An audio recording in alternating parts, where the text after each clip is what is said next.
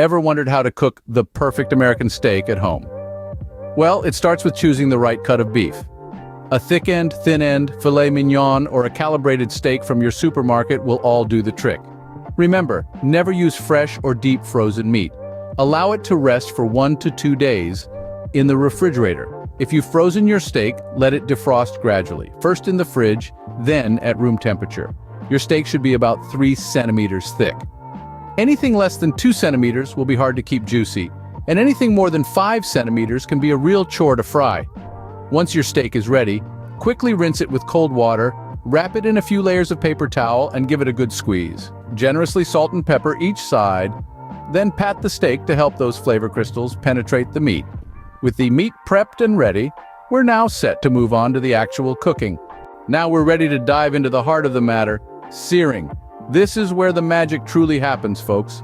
First things first, ensure your pan is preheated. A cast iron pan or an aluminum pan with a non-stick coating works wonders. The pan should be hot but not smoking. And while we're on the subject of heat, let's talk about oil. Vegetable oil is your best friend here. It has a high smoke point, which means it can handle the heat without breaking down. Coat your steak with the oil, then lay it into the pan. You should hear that satisfying sizzle. It's music to the ears, isn't it? Here's where the art of searing comes in.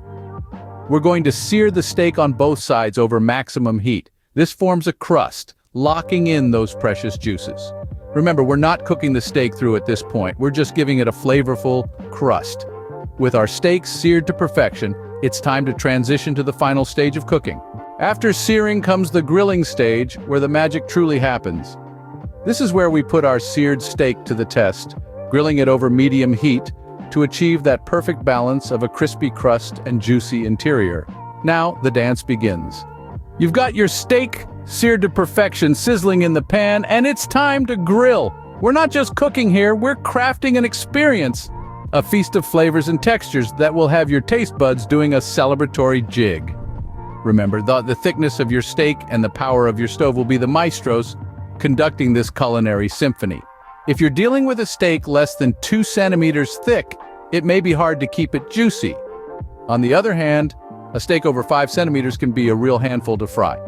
But hey, every challenge is an opportunity, right? The key here is to cook your steak for 3 to 6 minutes on each side over medium heat.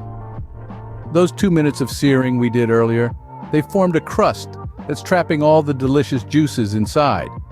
Now we're cooking it just enough to bring out the full flavor without drying it out. Turning the steak is a bit of a science too. You want to make sure it's cooked evenly, so don't be afraid to flip it a few times. But be gentle. You don't want to break that beautiful crust we've worked so hard to create. Now the exact cooking time, that's up to you. Some like it rare, some medium, some well done. Cook it to your liking. If it's your first time, try 5 minutes on each side. That's usually a safe bet. Once our steaks are grilled to our liking, there's just one final step. But we'll save that for the next scene. Stay tuned, steak lovers. The best is yet to come. The final step in cooking the perfect American steak might surprise you. Once your steak has reached that ideal balance of a crunchy exterior and juicy interior, it's time to give it a rest. Yes, you heard that right. Your steak needs a breather, just like us. Place it on a preheated plate and let it rest for a few minutes.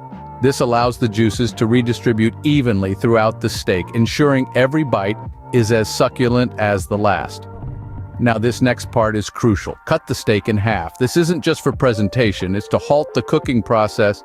You see, the heat inside the steak continues to cook it even after it's removed from the pan.